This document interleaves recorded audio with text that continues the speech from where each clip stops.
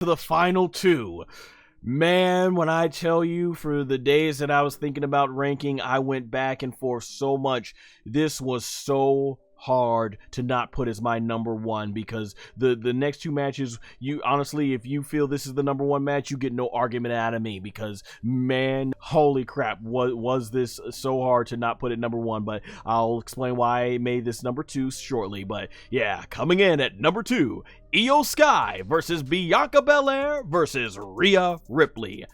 These three ladies went out there and did their thing. Tremendous triple threat match. You know, Io and Bianca, I remember I was there live at SummerSlam in 2023, put on an absolute banger with Charlotte Flair. So I mean, the chemistry with these three women are unmatched. She's had such amazing matches, Io that is, with Bianca Belair and Rhea Ripley. So you put this in there, it was awesome. We even got a little bit of one-on-one action between Rhea Ripley and Bianca Belair, which no doubt is going to be a great tease for the future. Hopefully these two get their WrestleMania one-on-one match down the line. I think they can even main event WrestleMania. Their star power, I think, certainly has earned them that. But yeah, this was tremendous back and forth action, very fast paced. There was no dull moments at all. Great sequences. Like, these three women just went in here and they were just sinking, gelling, just, man, the cleanness of their transitions, just amazing. The power on display. Io Sky doing all the backflips and everything, and coming showing, you know, why she is the genius of the sky. And then Rhea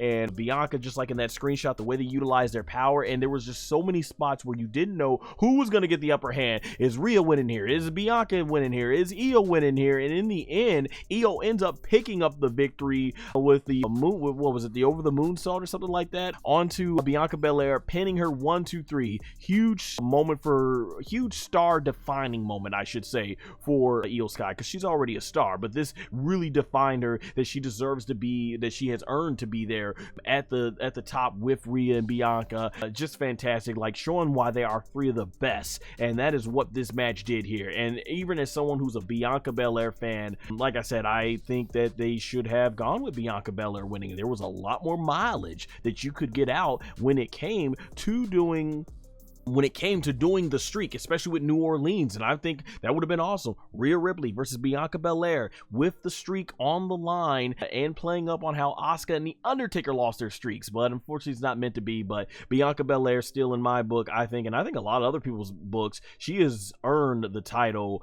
Miss WrestleMania, because when you look at what the work that she has done throughout WrestleMania 39, we're going back to WrestleMania 37, and the matches she's had with Mercedes at the time known as Sasha Banks, Becky Lynch, Asuka, now Io and Rhea Ripley, and even teaming up with Jade and Jade and Naomi going against Damage Control last year. I mean, she has really taken on the who's of who in terms of today's division and stuff, a women's division at WrestleMania, and she had a classics with Bayley, not at WrestleMania, but nonetheless, I can't say enough great things about this match. The only thing, and it's not even a knock at this match, our number one entrant, my number one entrant on this list, I felt just had one thing above it, and that was the drama, the storytelling. Not that there wasn't drama in this, especially when Bianca Belair was letting everything out on Rhea Ripley and everything, like, you know, you're not better than me, with all the frustration she had to go through and the fans booing her. It definitely had its story there, but I think the drama of our next one took it up just a little step higher. But yeah, this was fantastic. One of the greatest WrestleMania opening matches in history, and I've seen every WrestleMania.